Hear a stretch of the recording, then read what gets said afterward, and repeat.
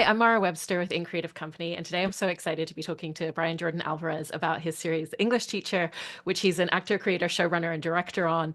And wanted to start by talking about the genesis of you creating this, which really came from Paul Simms, who's an amazing producer who did news radio back in the day, but also has been a real advocate for a lot of writers and creators. You know, he worked closely with Donald Glover on Atlanta, and very much came to you and said, I feel like you should create something. Let's look at what ideas you have, and how that really led you into a space of getting to create something with a lot of creative freedom that felt like the right thing at the moment for you, and kind of the space that shaped for you in writing and developing this series.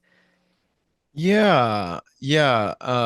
Paul is very good at everything he does, and he's a very special guy, and he does have this gift for I don't know, whatever you call that, I mean, it's not just brilliant guidance, it's also just actually writing and producing and just making the show alongside someone who hasn't, I mean, for me at least, I hadn't really been through it at this level before, and it was part of why when he first came to me I was sort of like, oh, I don't think that's something that really that I can do. And he was like, no, you can do it. Also, for the folks at home, this is a microphone covered in a shoe bag.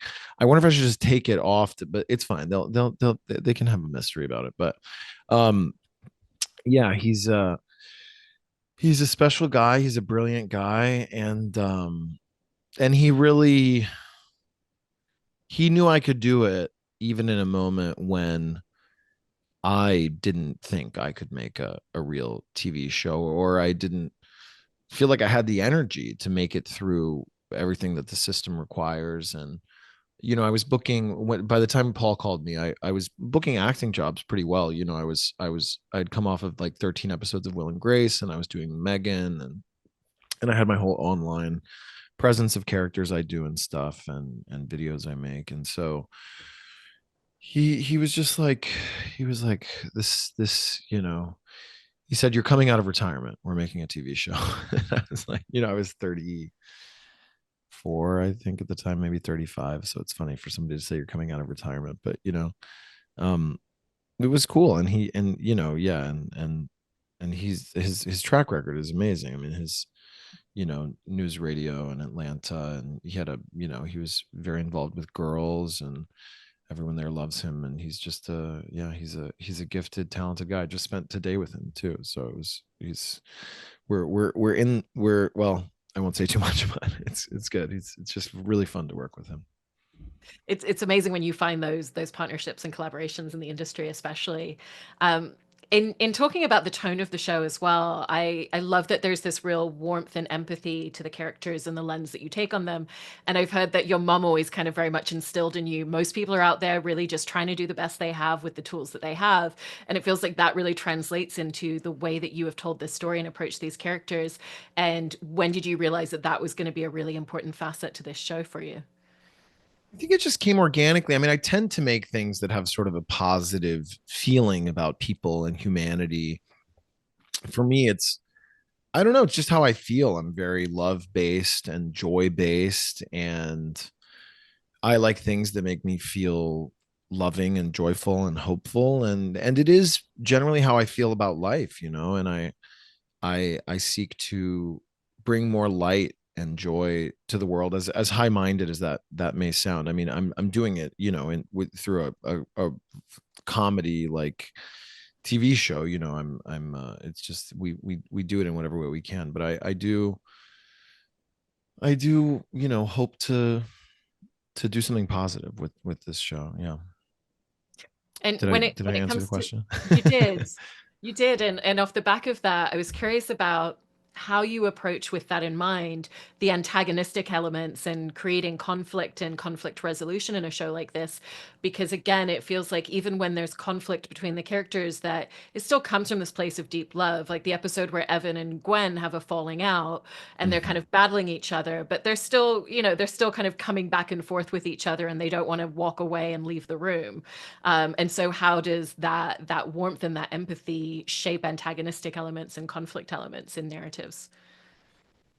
Yeah, I mean, the show, I think, is about the sometimes we say it's about the joys of not getting along as well as the joys of getting along, right? So yeah, when it's like, I don't know, life is about people and the joy of the people that are around you and moving through moments, and I think people really feel the realism of Evan and Gwen moving through a little bump in their very, deep and good friendship, and it's nice to see, I think, a friendship portrayed in that realistic way. And I've heard that from people too. And I also just love that episode in general with the mom Sharon and just them going on the field trip. And I got to direct that one too. I actually wore this sweater in that episode, so it's a special episode to me, written by Dave King, who's such a brilliant guy as well. I love that you just mentioned the mom in that episode, Sharon, as well, because she's on this big thing of these are all the crazy things and escapades that the students are getting up Right, but to. she's the only one talking about them. Yeah, she's obsessed. What was that experience in the writers' room of coming up with like a list of the most extreme things that she would have thought from things that she's overheard or kind of what her Right. biggest fears were?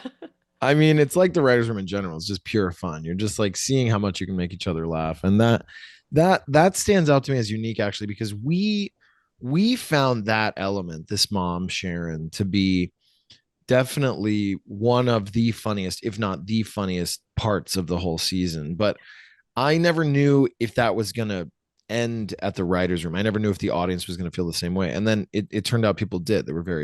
People loved that episode. They loved that element. The show sort of hit a new level of virality, I feel like, when that came out, actually, because there's so many kind of memeable moments. And so it was just nice to see that the same stuff that was making us laugh so hard is the stuff that was also making the audience laugh so hard. And it just feels like everybody's kind of in sync. There's also an interesting aspect to when you have storylines that take place inside of the school, and then what happens when you take the teachers outside of that bubble. For Mm-hmm. example, in that episode, or when they go to a teachers' conference all Yeah. together. And so, how do you think really judiciously about which storylines and which moments are going to lend themselves to the bubble of the school, and when it actually really makes sense to take them out into the wild? It happens pretty organically, but I will say we do think about it. We think, I mean, it's also a budgeting question. The school is like it's sort of a set.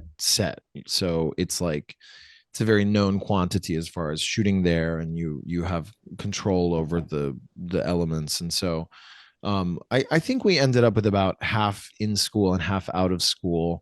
But it also points to what I like about the show, which is, I think the comedy in the title English teacher is that it's a show that is far from being as simple as just a show about an English teacher being an English teacher. It's sort of definitely a show about him being an English teacher, but also a show about every colorful element of his life. And so the show being half in the school and half out of the school, I think, does that justice, does what we meant for the show justice. And with him being a teacher as well, he's obviously on the younger side as a teacher, but there's Oh, still thank this you. Yeah. huge generational divide between him and his students. And it's Yeah. interesting to see the way that he tries to really relate, and those moments where he's like, we're on the same level, we're speaking the same language. And then those moments where him and the students really feel that difference. And do you feel like that's a space that also just naturally lends itself to a lot of the comedy and a lot of those aspects? Yeah, I do. And what I like about the show, and this is to FX's credit and Paul Sims's credit too, is this thing where the teachers are obviously teaching the students, but the students are teaching the teachers a lot of the time. And this sort of dynamic we came up with where the students are often saying, well, that's not really how things are now, and what you want to do is this came out of, the early writers room and Paul and FX, and it was really something that added so much depth to the show. And I think the shows like that in general, it's sort of like there's no it's like no character is completely predictable, right? And all the characters, we hope to write them with depth and empathy, but also with intelligence. Every character in the show has their own kind of intelligence, and so they all have something to teach each other. And I think that helps us, ideally make a smart show, but also deepen our characters where it's not that somebody's always right and somebody's always wrong. It's a whole ecosystem. And that cycle between the students and teachers is also really interesting in the space of you have this group of adults, and yet you really see the high school versions and the childlike versions of things that they're going through. You know, they're Right, going right. through the same cycles that the students are, falling out with their best friend, making up, Right. being awkward in front of a crush. And, so Yeah. how do you want Evan and the rest of the characters around him to kind of have these real parallels to the students at some of the time? Yeah, that was something we found too, that it's always funny if the teachers are having this dynamic that then is reflected with the students. It's funny because it points out how childish the teachers can be and how how mature the students can be. And so it's like I don't know, it just sort of shows how everyone is human in some way. I know, and within that, whenever Evan is feeling really righteous about something, or whenever he's annoyed at someone for a choice that they've made that he thinks is the wrong one, Hmm. if that childlike element kind of feels like it comes out to play. He can be incredibly stubborn, incredibly headstrong, and yet at the same time, it always comes from a place of passion. And so, how did you set about finding that side of him, because it plays into so many of the storylines?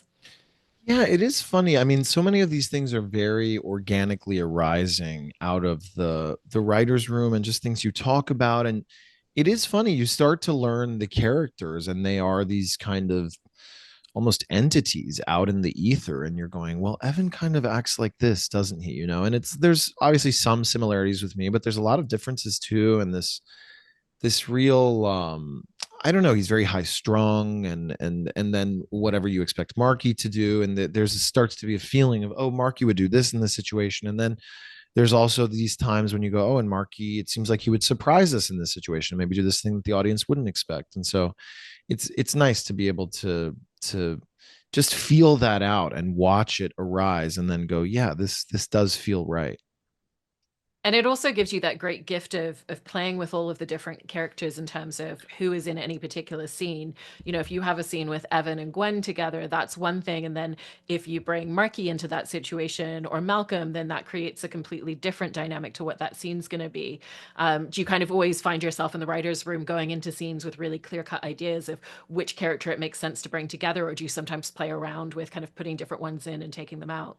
We definitely play around with it. Something that we do like to do, and that I've learned from Paul Sims, is it's just fun to watch a lot of the characters together. And while it's sometimes useful and good to split them up into different storylines, it's really fun when all of these characters that you've come to know and love are hanging out basically, and enjoying hanging out and enjoying solving a problem. And even that initial scene in the pilot where they're all sitting at the cafeteria table and talking over each other, I think people that scene really hooks people into the show. And it's we're lucky because it was actually the third time we shot that scene. And I think by then we had such and it was just for technical reasons, so we had such we were in such a groove as a cast, and Jonathan Kreisel as director, that scene in the pilot has this feeling of like, wow, it feels like we jumped into the 10th episode of this show. And part of that is because actually that we were shooting that scene for the pilot with along with the sixth episode of the show. So we were very far into our season of shooting when we were shooting that. So it was cool. And what you just mentioned about the overlapping dialogue and everybody talking over each other really jumps out right at the beginning of the show as well, because it just makes everything feel much more naturalistic. Because that's Yeah. whenever you put a group of people together, that's exactly how the conversation goes. And Yeah. was that something that you'd kind of consciously thought about with just making it feel very authentic in terms of the dialogue as well? Yeah, that's a big I'm big on that, on overlapping dialogue, on people interrupting each other. This just because that's how me and my friends talk, where we're always jumping in and talking over each other, and we don't take offense to it. We're just very easy about our conversations, and we have a million thoughts a minute, and it's fun. And so I think early on in making my own stuff, learned how to shoot things in that fashion, and then also edit. It's a very particular editing style. We got very lucky. We have two editors, Antonia de Barros and Mike Giambra, who are like these just total editing whizzes. They're like so talented, and we you know they understood the voice of the show, so it really wasn't much of a struggle to get them to hear that sound. And then I would just get to go in and improve it even more. But they are largely to credit with that feel. You know, the show has a very particular feeling and texture. I love that in terms of the texture as well and the feeling and the voice, because it also kind of translates into the way that you have these episodes that talk about really in-depth subject matter, but it does so through a lot of comedy. And I Yeah, would say that like anytime you're working on a scene, and even if there's already a joke in that moment or a joke in that line, that everybody's always going, well, what can we add? How can we make it funnier? And so how right. do you feel that the more comedy that you add actually means that you can talk about much more serious things? Yeah, that is a it's like it's a good way of being able to have real discussions, is like keep it light, keep it funny, but don't be afraid to dive into these real topics. And I think FX had a really good clear mind about comedy, comedy, comedy. You know, when the scripts would get even a little bit too heavy, they'd be like, let's add some jokes here. And really in the finished product, it's like this is such a big part of what people are responding to. They're going, this show is funny. I am entertained the whole time. I like to think that part of what's working about this show so well is that people feel like they don't have time to pick up their phones because they're going to miss the next joke, you know, and that's the joke hit rate that I'm looking to get. And the comedy is there obviously in the writing, but it's also there in just the little physical moments that we see on screen as well. You know, one of Yeah. the moments that comes to mind is with Evan when someone throws him a football and he just kind of side pats it out of Swats the it. way. Yeah. And that tells us everything about him, about his Yeah. childhood and, you Right. know, what it was like for him on a sports field growing up in school. Exactly. You're Um, right. It does. It and tells so a when story. once you were on set, what were some of those ways in which you started to really find the physical elements to add to the writing? Yeah, I mean, I think a lot of those you don't even clock them until you're in the edit. And what it brings to mind for me is that Stephanie is like Stephanie Koenig, who's, you know, my one of my best friends and is just a brilliant actor and also writes on the show, but she has these reactions in the show that are so funny, and a lot of them you don't find until you're in the editing room, or the editors will dig them up. And you know, because I'm like acting in a scene, I'm sort of in it and looking at, you know, Linda or whoever's in the scene with me, and then later you realize that Stephanie is doing some of the funniest things you've ever seen in the world, just in these micro expressions. You know, Stephanie and I talk about acting a lot, and something we aim for is like, well, we or at least I aim for this, and I think she does too. It's like I want to do acting that I wouldn't really be able to recreate if I was prompted to recreate it, because it's so in the moment, it's so fresh, it's so the feelings, the expressions are so minute and subtle and real, that if somebody was like, okay, can you do exactly that again, I would be like, no, I can't. That was a, you know, that was a one-time thing. So Stephanie achieves a lot of that. Just even in the pilot, she has some micro expressions when my character says, I'm binary, and she sort of does like three faces in a row, and then she goes, what? And it's like when you watch that in a theater, because I have seen it with people before, it just gets this enormous roaring laugh, and it's like it's just the tiniest thing, but people are able to really track facial expressions in such a good way that it works. It's wonderful. I also wanted to talk about the music in the show because it adds this real element by using music that is around from kind of like the 80s and the early 90s. Yeah. It actually, in a way, makes it feel very timeless because that's music Yes. that has just been around for generations and for decades. And I heard that even when you wrote the pilot script, that you included a note to people that said, please listen to the music because it will get you into the vibe of the show to really. Right. Yeah, because Um, it's, yeah, the script is only going to make sense to you if you're listening to the yeah, songs. Exactly. Yeah. I think the music, yeah, like you're saying, it makes the show feel classic. That's what it is to me. It feels like you're watching a classic big hit 80s, 90s movie, and to me that, you know, those are some of my favorite movies. So, and it just gets you excited, it gets you energized, and then we're right into jokes. And I mean, look, our job is really to entertain people, and I take that seriously. So, I mean, great music is part of that. when you were coming up with the song between Evan and Gwen on the camp episode of what's the Oh song yeah, that's really going to represent their friendship, what yeah. was it that led you to You Only Get What You Give? We had another song, another like 90s song in mind at first, and we couldn't. A lot of songs, what you find out, are not clearable at all. So it's not like just that they're expensive, but some songs, you know, famous songs, the artist won't even give anyone rights to that song really to use in a film or TV show.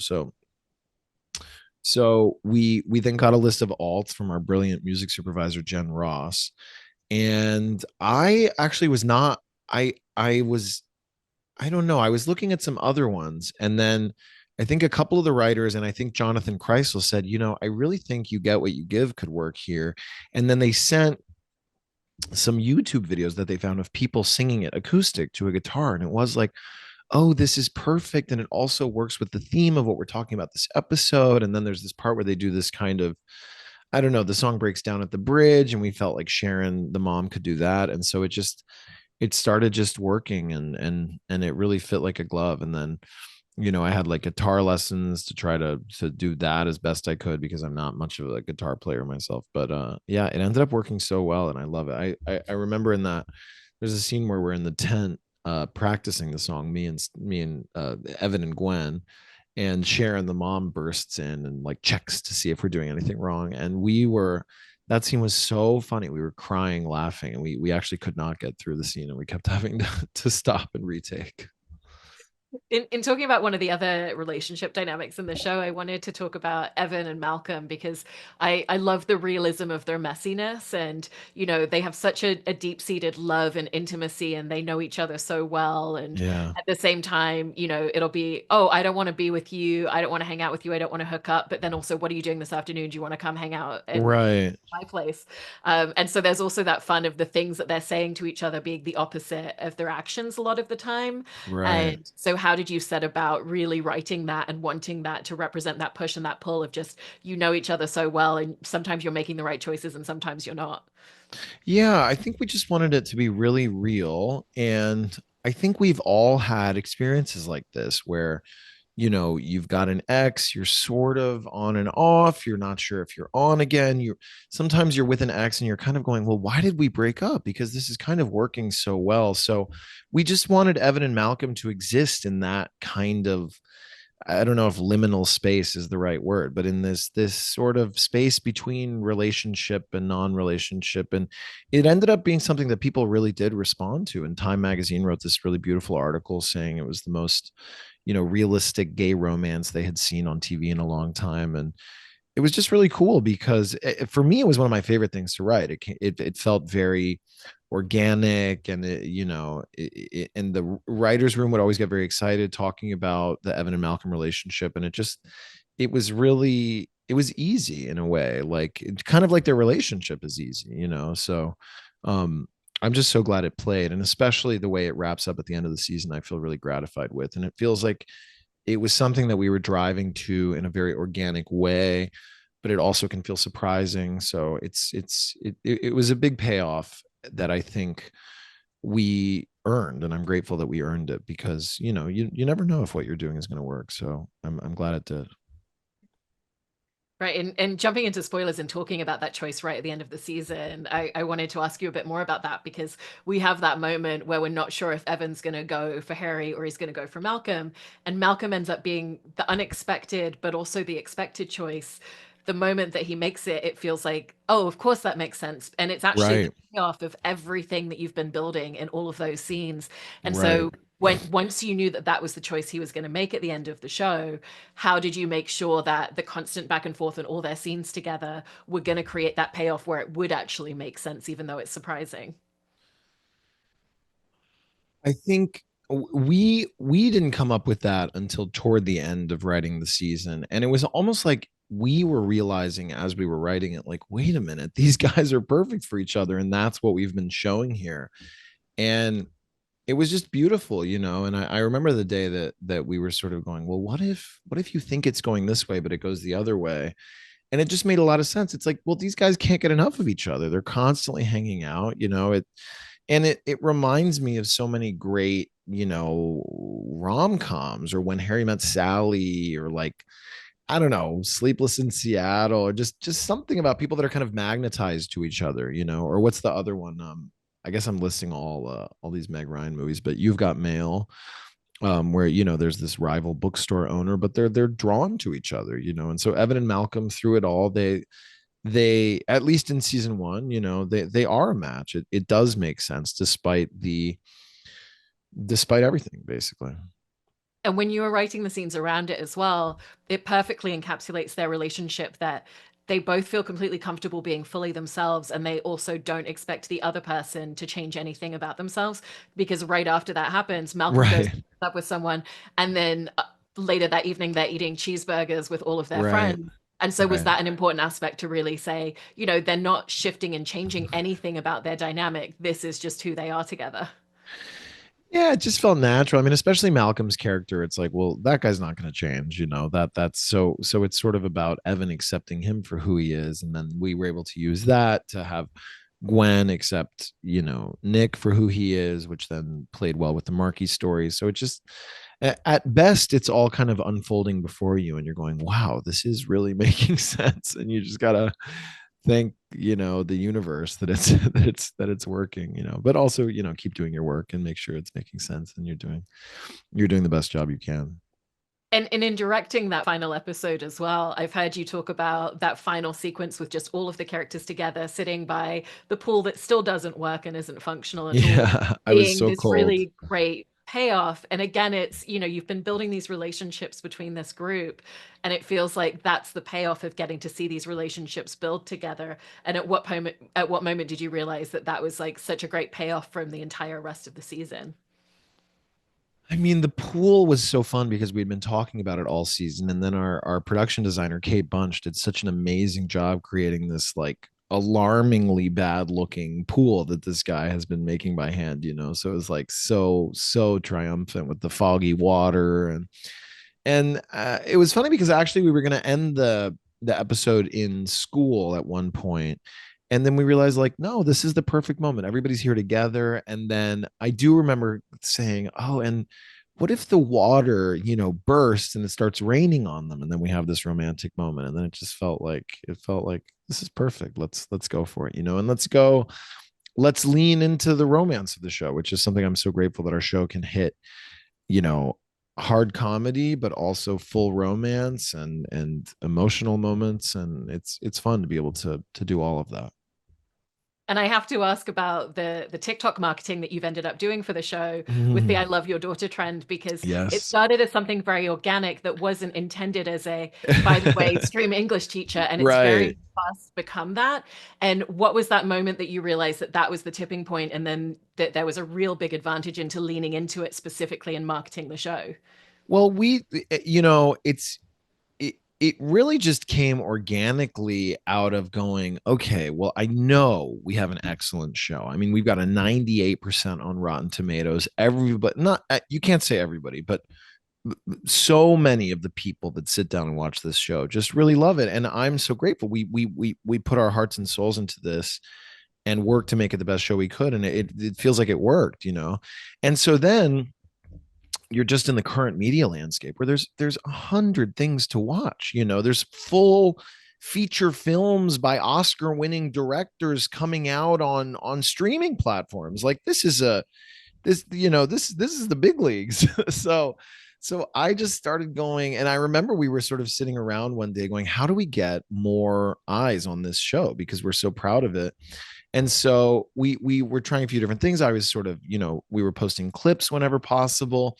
And then one day, and it also, look, to the reality is this started happening around when all of the episodes were finally out. And I do think that being able to binge something is a big selling point for a lot of people. I think some people like watching it week by week, but a lot of people like being able to sit down and watch a whole season of something in an afternoon or in an evening or in 2 nights or something. So right around when all the episodes were out or about to all be out, I did do this trend, this I love your daughter trend that people were doing. It was in its early days then, and people just started responding to it like crazy. And like, I've had millions of views before, right? But only, I think maybe on TikTok my biggest video was 2-3 million views or something. This thing has shot to almost 11 million views of just me lip syncing and dancing, which is so funny to me because in a way that's the most classic TikTok thing you can do, is just like do a dance and lip sync. And I kind of like, I don't know, I never expected to be the guy that just people liked watching him dance and lip sync. But look, I love doing it and I'm happy to keep doing it. But yeah, the first time I posted it, people were really like, they organically were saying, "Fine, I'm finally going to stream your show. This got me to sit down and binge your show." And I'm pretty sure I didn't. Let me look here because I'm pretty sure I did not put stream English teacher in the first video. Let's see here. Yeah, no, I didn't. The caption just says "Wow," but yeah, people just started saying, "Fine, I'll stream English teacher." This is what finally got me to stream English teacher. So then I started just playing into it and posting one every day because the song says "good loving daily." You give me that good loving daily. So people now make the joke, I need my good loving daily. You need to give me the good loving daily. So and then I just started putting binge English teacher, stream English teacher, and look, I mean, lo and behold, it really worked because the numbers increased substantially, and it was a big moment, and it reminded me that the thing is that with marketing, and it's funny because I've listened to books on marketing. There was like a couple of years ago, I listened to like 3 or 4 books on marketing. I was just like, I want to know more about this and how the world works in this way, right? And what I feel is that you have to create a moment. It's like you can create great art, and that's my favorite thing to do. And we, or I don't know, maybe it's I, you can do your best work, and we did our best work, and we put English teacher out. But beyond that, what you have to do is create this marketing moment. And I think FX marketing did an amazing job, and there were gorgeous billboards, and the trailer was so viral and so great. And beyond that, it's so funny that the thing, this little dancing viral TikTok just had this certain, I don't know. It's so modern. It's so like right now, it's just like, and it doesn't really ask anything of you, but it kind of does. But it's like, well, here's a video you might like that's just a guy dancing. And by the way, he wants you to go stream English teacher if you feel like it. And people watch that, a lot of them say, okay, I've watched 50 of these. I'm gonna go stream it now. Like, it's like who knows how many it takes, but I'm just glad more people are watching the show because people do really respond to it when they watch it, and I'm just very grateful. Well, I have to admit to being responsible for a fair amount of those views as well. Let's scroll past one. And congratulations on the series. It's not only amazing the first time you watch it, but every time you go back into one of the episodes, there's just Oh, so amazing. I much love that you're wonderful doing detail. rewatches. To me, Yeah, that's the already. highest compliment. That's better than anything. If you want to watch it again, that means we've done our job. So thank you. Well, thank you so much, Brian. I really appreciate What it. a wonderful interview. So nice to meet you.